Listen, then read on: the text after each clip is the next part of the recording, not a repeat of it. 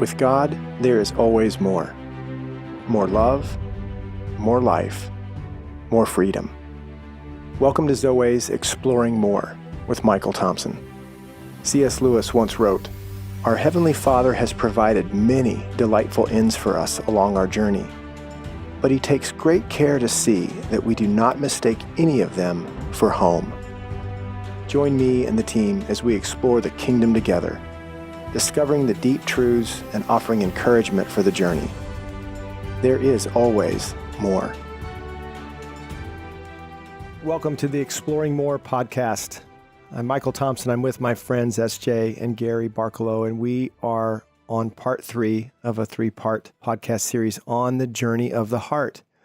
And we started our podcast series, Gary, with talking about the sacred romance in your relationship with Brent Curtis, and so good. We were talking offline just for a few minutes, just like SJ, you said. I mean, just to know of Gary's influence on our lives, to know of a man that really influenced your life well in your Christian journey. So that was part 1. Just what is that about? The sacred romance and the gospel as a romance. And then part 2, we stepped into this getting your heart back, that this romance is about wooing you back to life and what God is doing to love us. There's no doubt the cross is a huge declaration of our love and what He was willing to pay to ransom us to Himself. And it's a beautiful story, but it doesn't end there. That's so that we can have the intimate relationship in which we were made for. So getting your heart back and being wholehearted, you introduced that word in the last podcast about the significance of wholeheartedness in that song, Pieces. It was a great story. So why get your heart back? Why enter into this larger story? And why trade up from service to intimacy and friendship and connectedness with God? And that there is a mission to our life, to the story, to what God is up to. And as He restores us, this is where we want to go.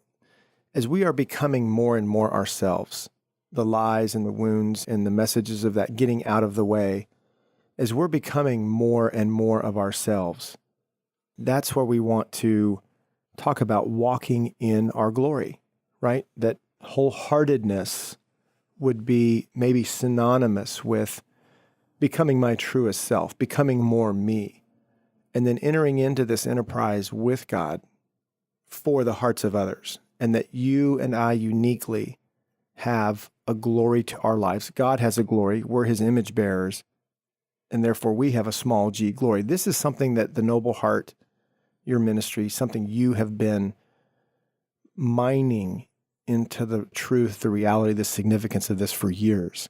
And you brought it to our lives, and I wanted to bring it to our listeners.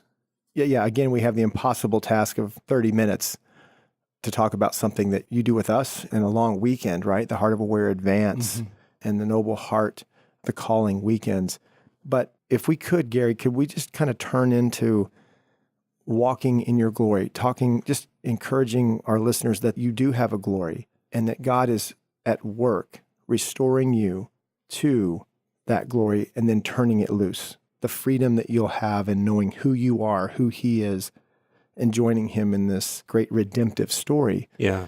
So where did that come from? What is glory? What does that mean? Define that for our listeners and what you mean by that, the significance of that, the weight. And let me start with this thought as I go into that, and that is this. I remember hearing from Dallas Willard, reading in one of his books, of his many books, that he said, there is an intimacy that can only be experienced in working together. You think about working as a young boy or girl with your dad, building something, cleaning something, fixing something, or with your mom. There's an intimacy experience in doing something together. And this is the same intimacy God wants with us. We're going back to romance again. So God says, let's go do something together. And you learn something about each other as you do it. It's the joy of doing something together. And that's kind of part of the core of this idea of calling. God says, let's do something together. Actually, you had talked about that in one of the previous ones, right? Let's do it together, you and I. This idea of that we have a glory of our life. Some people react and say, the glory all belongs to God. Don't mess with this. Don't claim anything. Don't attribute to anyone else. Well, I understand to a degree where it's coming from, but we have to understand first of all, what glory means. In probably 90% of the cases where the word glory is mentioned in Scripture, that word can be translated with one of these other words as synonyms. So where you see glory almost every time, you can put the word in weightiness, beauty, splendor, brilliance, strength, abundance. And so God has given us an aspect of His weightiness. There is a weightiness to our life. There's something, our presence means something. Our presence creates something. Not just our skills, not just our task, but literally our presence, who we are. And so there is a weightiness to our life that God has given us. There is a particular brilliance that God has given us.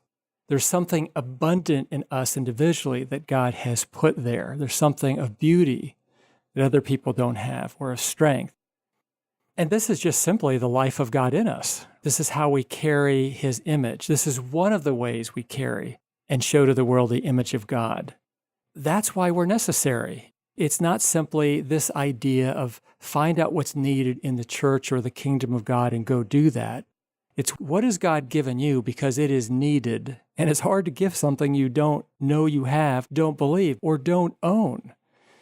But when you understand what the particular weightiness of your life is, and we'll talk about more what that is, or brilliance of your life, then when you get in situations, you'll say, this needs what God has given me to bring, my particular way of seeing or knowing or understanding, or relating or asking, whatever that is. And you will have a good clue as to when God's saying, you need to step into this now. So everyone has an aspect of the glory of God, the weightiness, the brilliance, the beauty, the strength of God that they carry. That's good. I think it's so weighty that it takes a minute to define it, doesn't it? Yeah. It's particularly important. And I hope the listeners, I know it's happened to you and me, SJ, a definition like that provokes something in me like, really? Really? I matter? I'm important to the story? I have something to offer Oh, man. I mean, that only I can. Isn't there something, isn't there something, though, in us deep that wants that to be true? Oh, And therefore, because it is in us, I believe it's been put there by God in order for us to grow into and grow up into. And all of this stuff that can get in the way, as you said in the earlier podcast, needs to be gotten out of the way so that I can be free to offer. Now, under conditions, not under performance, not with strings attached, I can be free to love well. That's what you taught me. That's what I think is so critical to this freedom that comes to, it was Thoreau who said, most men and women live lives of quiet desperation and go to their grave with their song still in them. And so this subject of mining after and exploring with God, as you said, doing it together. Let me show you why I made you. Right. Let me show you what you're for, what is your song to bring. That when you sing it, there will be some that will be so attuned to it, they'll want to know me because they want to know you. Right. Right. Come on. Yep. You got to be kidding me. I didn't hear any sermons that encouraging. Well, I'm not saying that all sermons I heard were discouraging. I never heard anything that called me up to a level that I had aspirations of. Right. People say, I want to find the life that I was created to live, that I want to live. This is really talking about calling. It's really talking about finding that part of me, that thing that I am compelled to do, to bring to others, that make me come alive. People use the term sweet spot and this kind of thing. Now, what I want to be careful to say right here is that we're not talking about some skill that you're particularly good at that you get applauded for. It makes you just feel good and needed. Because there's a big difference between competency and calling. Just because you're good at something doesn't mean that that's what God has put in you to bring to the world. You're just competent, right? You've just learned how to do it well. And when it's needed, you're applauded. And you can mistake that applause, that pat on the back, for the affirmation of God. They can be two very different things. And so I'll often ask people, what was it you were complimented about that brought you to tears? Because sometimes we're complimented for something, and it's very nice to get a compliment. It always is. But if it's not who you really are, it doesn't land anywhere, right? It's like, oh, thank you. But if somebody compliments, in other words, they see, and SJ, you talk about this all the time. When you're loved, you're seen. When you love someone, you see them. When you are seen by someone and they say, it's amazing how you notice this and no one else does, or how you can speak these words, or what your presence is like, or whatever it is. When they speak to that, when they touch that thing that's true of you, it will often take you to tears because it's the true thing about you. So we've all known about getting compliments that just didn't land anywhere. It was nice, but it didn't mean much. But those that touch on who you are, it touches you deeply because it's who you really are. Mm-hmm. Yeah. Can you talk some more about what it isn't? I remember, if it's not your competency, there's a lot of us that are in professions and in jobs that we get paid for, and so we're competent. But you can be a plumber and be mean and get paid a lot of money because you're a good plumber. Mm-hmm. I think this is something that you've taught me. This is what you bring to jobs. The calling, the glory of your life is actually what you bring to jobs and roles and assignments versus what you get from them. And it's not competency, it's a character, it's a heart, it's a unique way that you bear his image. Could you talk some more about kind of what can get confusing? I think there's more that can get confused with this than listeners may understand. I think you do a great job in your weekends and when you partner with us and we do our weekends together. Could you distinguish a little bit more on, if it's not your competency, what more that means and how this actually can be misunderstood? Yeah. So the word glory, when we use it just in our common everyday language, and it's not a very common word, but we use it. We'll see a sunset and we'll say, that's glorious. We'll see an artist and we'll say, that's glorious, whatever it is. That's a step above, right? That's out of the ordinary. It's not just ordinary beauty, it's extraordinary beauty. And we talk about there's a glory to our life. There's something extraordinary. It's above the ordinary for us. And we recognize it in people. I mean, we really do, right? We'll see someone and they'll do something in a situation and we'll go, wow, that was amazing. None of us just could have done that. None of us could have said that like that. None of us saw that. None of us understood that, whatever it is. We recognize it in each other at times and say, that was extraordinary, what just happened through you. Now, what's important to understand is that the calling, the glory of our life is not a job, it's not a place, it's not a position, it's not a title, as we tend to think. Oh, a calling is to be a pastor, a missionary, a counselor, whatever that is. Those are nothing but titles. And we've known people that are in positions that are honored by the church as callings, but they're not pleasant in that position, right? You just got to look at them and go, they really shouldn't be doing that. They shouldn't be there. There's something missing. And so this weightiness, this beauty, this brilliance that we bring into every place we go. Those are assignments. So if I'm a plumber, I'm bringing myself to that, a certain brilliance, a certain weightiness, a certain effect. See, I really like the word effect. We're created to bring an effect. And so some people will say, I feel so safe with that person. Or another person will say, they have such clarity every time I talk to them. Or their patience has ushered hope into my life, and it's just what they emit. It's the effect of their life. It's who they really are. It's not necessarily a training, and it's not necessarily a job or a position. It's just them in their place. Yeah, it's kind of like how you described Brent Curtis in our first podcast. There was something he brought to you. Kindness. The kindness, and you talked about his eyes, and he could just kind of look into you and look past your facade that was going on, and he just brought that. That was the glory of his life. Right. Yeah. And he did that everywhere, in his counseling office, in our small group, having dinner with him. Mm-hmm. So it had nothing to do with his title. Right. It was just who he was. Right. Yeah. And it made him more effective in his title. Yes. And in the profession that he was in. As you were talking, I was thinking of myself. I've been told and believe that I'm an encourager. I'm an inviter. I'm an includer. And there was a time before I met you, Gary, that tangled up in those things for me in my heart were what I would call strings attached. I would encourage you in hopes of getting encouragement back. I would invite you so that you would say yes, and I would get significance from your saying yes. Does that make sense? Oh, yeah. And so I think when we're inviting this conversation of calling, because of the journey of the heart, you're getting your heart back.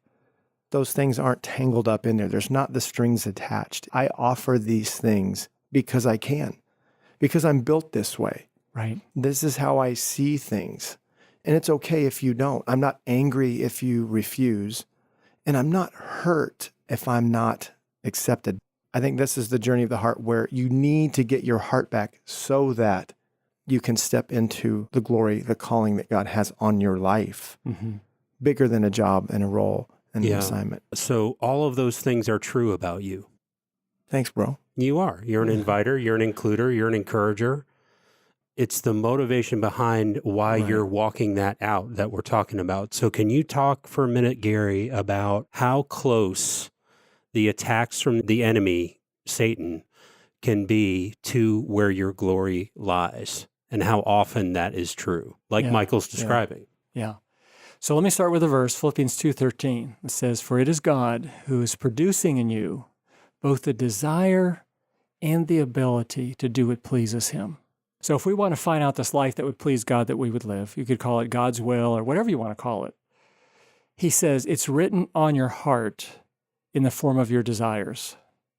And so a wounded heart has a hard time with desires. They're contaminated, they're infected, and God is continually healing and making whole our hearts so that when we offer something, it's pure. Another word for pure is it's whole. There's not parts to it. It's one thing. And so our offering, our glory has to be pure. So let me go back to my story. Early on in my life, I was given kind of the message, if you will, through various circumstances. And in many ways, I think they were mostly through false interpretations of circumstances.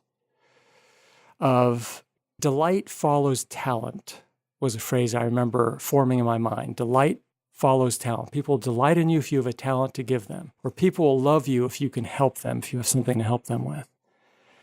And so years ago, I remember hearing Dr. Larry Crabb say, be very careful about what you offer to other people and how you help other people. Because as you said earlier, I think it was in the second part, that if we are not living in a healed, continually being healed place, we will offer our false ways of living and relating to other people. We will train them in our false ways, which is not helpful. And I remember him saying, you have to understand who you are and let God purify that. Otherwise, you are simply giving them a false form of glory and purpose in their life. And it shook me because I thought, yeah, I'm not so sure how my offering, how pure it is, because I'm wanting people to learn how to live purposeful, intentional lives. And is that because I think they'll be happy if I do that?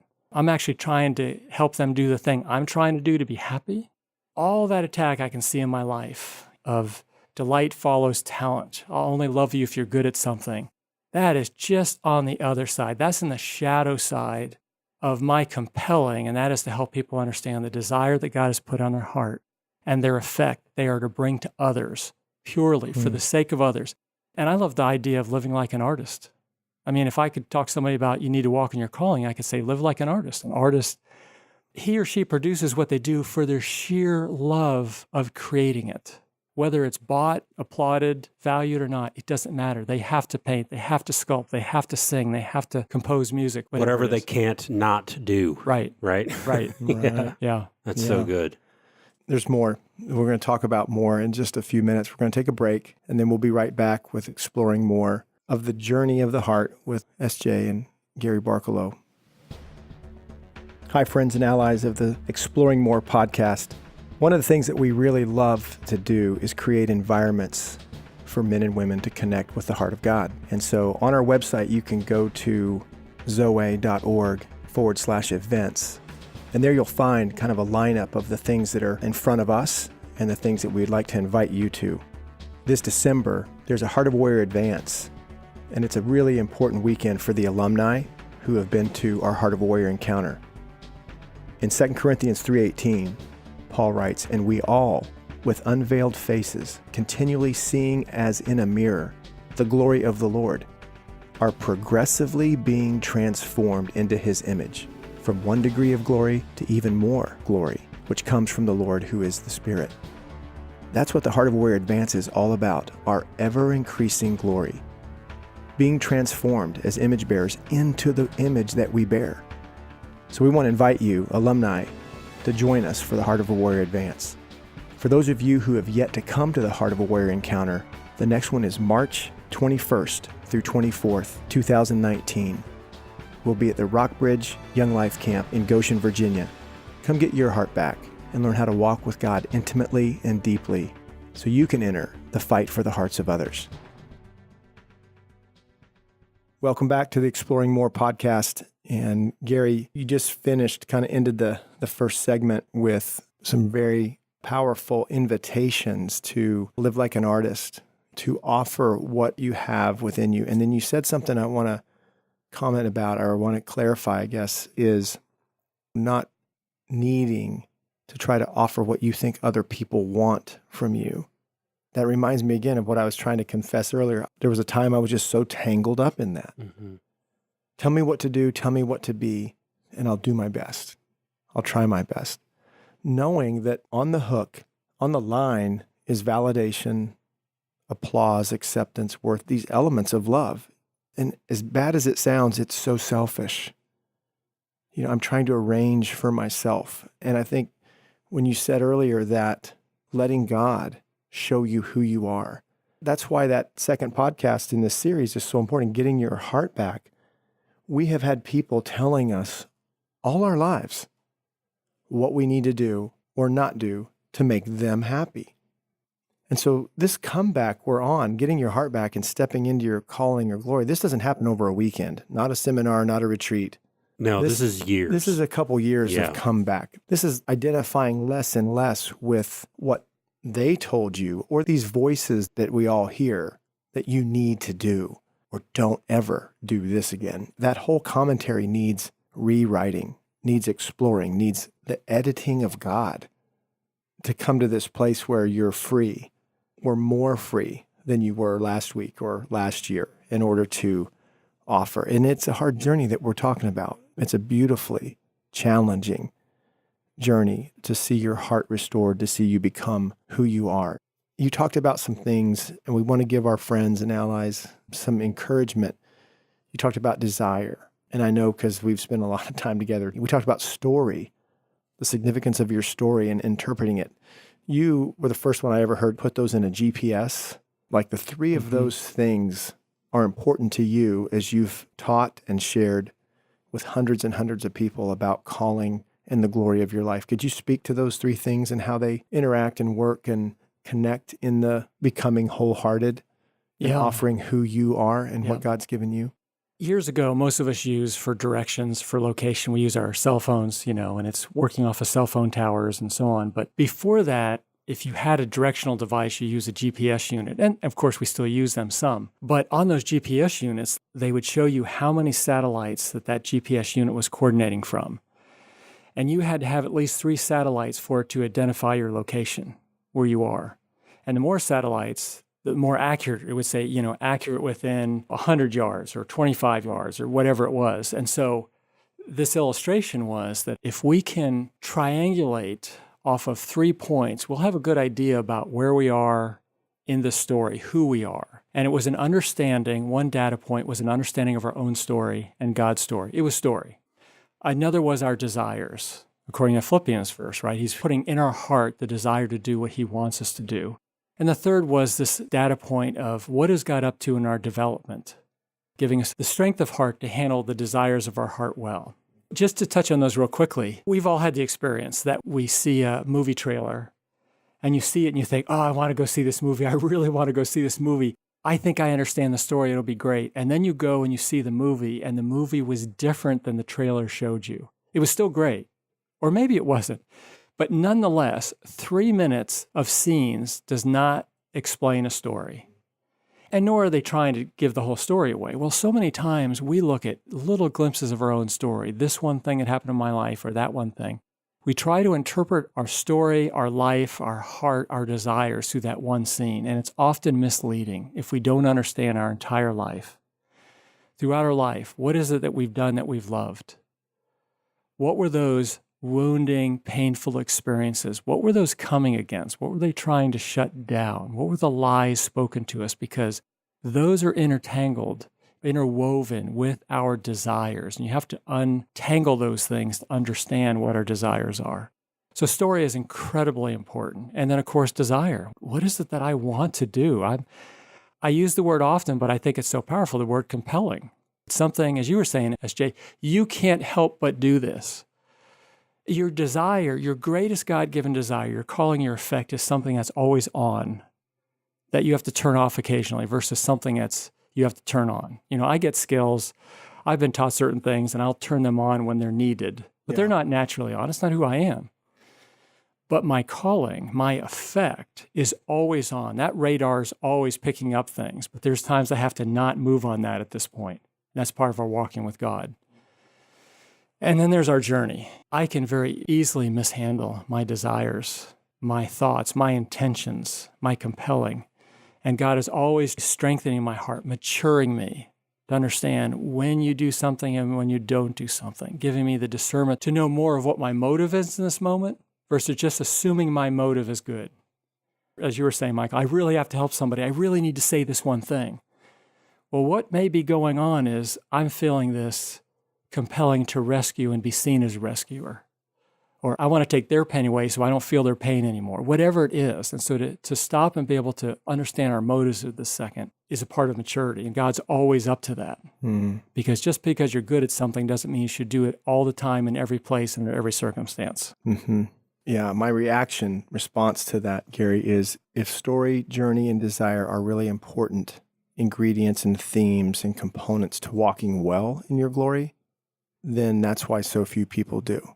I mean, look at just one of them. Look at desire and how it's associated within the church and Christianity as sin. It almost is a synonymous, like desire. No, that's the problem. You need truth. Right. Desire equals sin when we know that our longings to be seen and wanted and desire, other words, right? Our hope of contributing something to the story, we didn't come up with that. That's God-given, right? Like the Philippians passage, there's a desire within us. But what the enemy has done is arrest all of that. What our false self does it for ourselves. Our false self makes it about us in the center of the story rather than God, rather than others. Any one of those, like you said, a GPS, any one of those satellites, if they're goofy or they're shut down, inoperable, this is going to be very difficult for us and our listeners, our friends, to find what's my place in the story. Who am I? It's such a phenomenal question. Right. But too often I think we start, this is another wrecking ball to this. So often we start with, what am I here for, rather than, who am I? And that's what I loved about what you said earlier about going to God for that answer, rather than everybody on the planet who is ever written on the whiteboard of your heart who you are, what you need to do for them or for their love. But to go to God, what a paradigm shift. This is a huge step. To go to God, this is not working. I can't do this anymore. I'm exhausted. I'm so tired. Right. Of trying to fulfill everybody's orders for me. Would you bring the eraser and would you tell me who I am?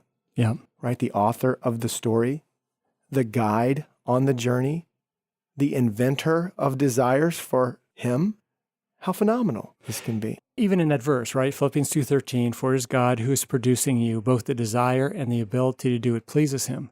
We jump on the ability side. What can I do? And I need to be doing that. Well, that's that old tape you were playing, SJ, we were talking about, because that's where I find my worth. Yeah, absolutely. That's how I arrange for worth, value, love, significance, all of those things. Right. Going back to the word romance, the thing that God wants with us, an intimacy. Not a father who says, hey, I need you to be good at this because this is what I need done. But how about a father who says, I want you to do what you most want to do. That brings you life and joy. And yes, there'll be pain and sacrifice in it and time, but I want you to do what you love to do. That's the sacred romance right there in calling. And that's what it says right there. I put it in your heart. You love to do it. From God's perspective, isn't he also saying what I've created you to do? Yeah. We are image bearers. Alignment of those two things. Yeah. That's the sweet spot, the alignment of those two things and the journey to see that. I remember, SJ, some years ago when I was first being encouraged and taught and guided in this by Gary, and we took that question to a small group of men that a friend of mine had a company retreat. I think these were vice presidents, 6 regional sales guys. And he got away with them and had me and another friend of ours who walks in this. And He wanted us to come in and do something kind of unique and different in the team building, the leadership under kind of that canopy. He was really sneaking us in a way, but he was enjoying too what God was rearranging in his life in this larger story, larger gospel message in the glory of your life. So we asked these 5 guys, if you could be doing anything else than what you're doing, we put the caveat, and be paid for it. Your family would be fine. Your kids would be fine. Would you be doing something else? All 5 of them. Oh yeah. We gave them some time to write it down and then share. One wanted to be, these are sales guys in pharmaceuticals, right? They've got big money, nice life. All 5. One would coach high school. I remember this now. One wanted to be a park ranger in Yellowstone. Wow. One wanted to fly planes. Far from their heart's desires. None of them were even doing hobbies related to that. But when they were telling us those stories, they were alive. Yeah. We just kept pressing in. I think we were creating a crisis for the president of this company. He's like, what are you doing, man? Yeah. I'm losing all my guys. Or even he was feeling the dilemma of, oh my goodness, I've missed a part of their heart. They're captives. What does this look like to give them permission to pursue? It was a great mess. It was a wonderful, wonderful mess. Yeah. Gary, as we bring this to a close, our friends, allies of Zoweh, and I hope they'll become friends and allies of the Noble Heart, what would you want them to know about the pursuit of this? And how would you summarize? How would you want to close? Well, in many ways, really, with the points and the succession of points that we've made so far, it has to start with getting your heart back, as we've described that. Understanding that there is a life within you that you have to be aware of, you have to be living, and you have to bring to God. And this is where he relates with us. This is where he loves us. This is where we live from. So first, we've got to do that. You can't navigate your way somewhere if the GPS unit is broken and that is your only map. You've got to get your heart back and find those things that have shut down satellites where you're not receiving what God is giving in terms of love and who you are and those type of things. That's a big one. The other one is to, in a sense, wear a heart monitor. Those little monitors they have, they strap to your waistband, and it's got diodes on your heart, and it's you're watching your heart, and those moments mean something you take to God. Those moments of boredom, of excitement, of fear, of pain, of tears, of joy. You monitor those things. You take them to God, and you ask him, God, what does this mean? What are you telling me? What is true and what is false? The other illustration we give is that it's really important to collect as many dots as you can. All this information, too many times we see 2 significant things, we draw a line and say, I see it. And I want to say, no, you see a line, you don't see an image. You don't have anything to interpret here. So you just keep collecting as you walk with God. All these moments, let's call them heart moments, if you will. I felt something. I felt that largely. I felt that significantly. Or there's tears. Was that what you mean by collecting the dots? Being very aware of moments that you are seeing, reacting. Right. You come to tears in a movie, or you have this conversation, you think, helpful. I could do this forever. Okay. Or you just say, that one thing, it goes from someone ought to be doing something about this to I've got to be doing something about this. Yeah. These are all information dots to put in the bucket. And then when you have a number of dots, you just say, God, how do I connect these? Yeah. You can't connect dots that you have scattered around. You've got to collect them and ask God. That's so good.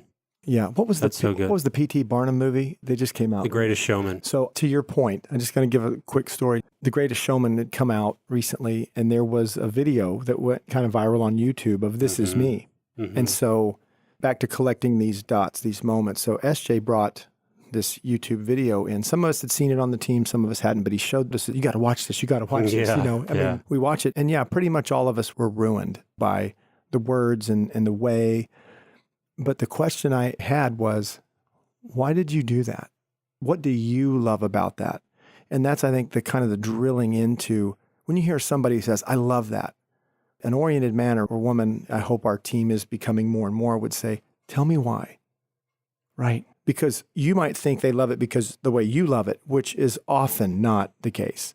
There's something that you want to hear and help them find and define in their answer by, well, what did you love it? If they say, well, you saw it, don't stop there. Yeah, no, it's such an integral part of seeing someone, asking those great questions like that. It really is seeing their heart and seeing their glory, helping them on this journey. Yeah. Yeah. No doubt. One of the facts Yeah. is that we are too close to our own life for clarity. Oh, We're that's too good. close for clarity. We need friends who understand the journey of the heart, who can say, I just saw that reaction. Let me ask you a question about that, and dig and help us see what we can't see by ourselves.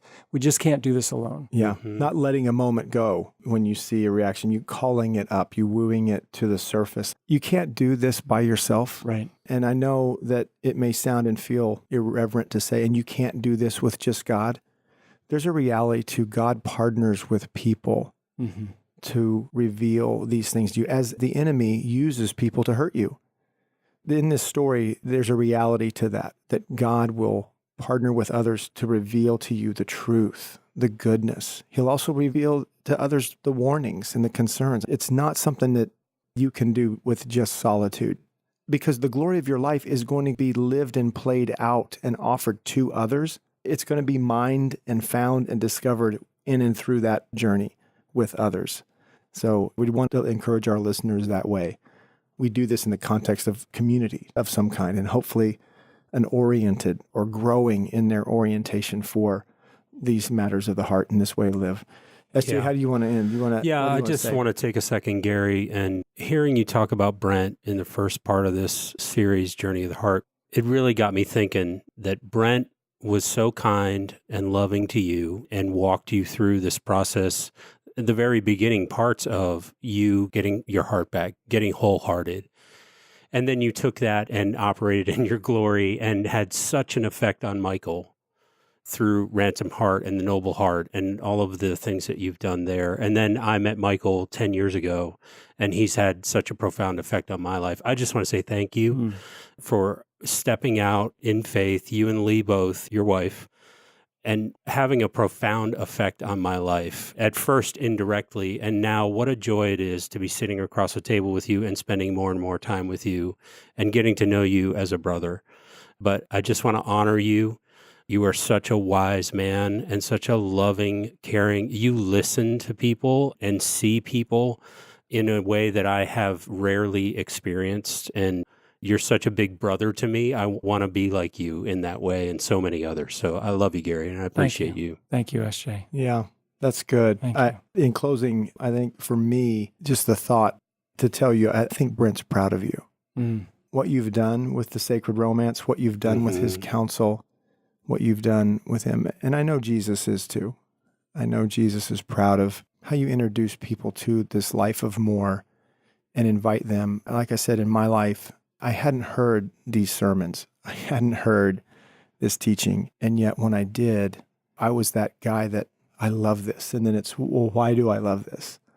And it didn't demand more of me. It invited me to more. It's just such a subtle, maybe a twist of phrase, and I think that's what the Exploring More podcast is so much about. We want people to feel that invitation of God up and into more, and to not compromise and to not have things in the way of their intimacy with God or others. And because of the battle we live in, there are things in the way. And if there aren't, they're coming. They're coming to try to get in the way. Yep. It's not just part of the human condition. We live in fallenness. We live in this place. We still do things we wish we didn't, and others say and do things they shouldn't. Yeah, there's evil out there that does not sleep. Right. Yeah. So, Gary, thank you for helping me on the journey, helping our team on the journey, and being such a good king and counsel to the hearts and lives of so many in the journey of the heart. So thank you. Yeah. Yeah. Thank you, Michael. You're welcome. Thank you, SJ. For our friends and allies, make sure you check out Gary's website, thenobleheart.com. There's a lot of resources there and a lot more audio and teaching and encouragement. Gary's book, It's Your Call, what we tried to do in about 35 minutes, he does in a couple hundred pages, and it's really, really important. Also, if you're interested in joining us in one of our conferences, Gary is part of our guide team and speaks. We'll be out west in September. You can go to the Zoweh website at zoweh.org, zoweh.org, and you can see the Heart of a Warrior Encounter Weekend that's scheduled for the West out in Colorado, near Estes Park, Colorado. That's a great weekend where we dive deeper. We have more time. We have more opportunities and experiences, and so will our friends and allies who can get there to get away with God and explore more. Remember, friends, you're made for more. And that's exactly what a life in God is about, the more. We'll see you next time on the Exploring More podcast. We hope you have enjoyed this episode of Exploring More. The landing page for this podcast is zoweh.org/podcast.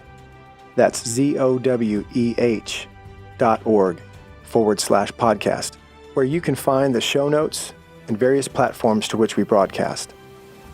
You can also find us and the Life of More by visiting Zoweh on YouVersion Bible app, Right Now Media, our Facebook page, and Zoweh on Instagram and Twitter. Remember, with God there is always more, and you were made for more.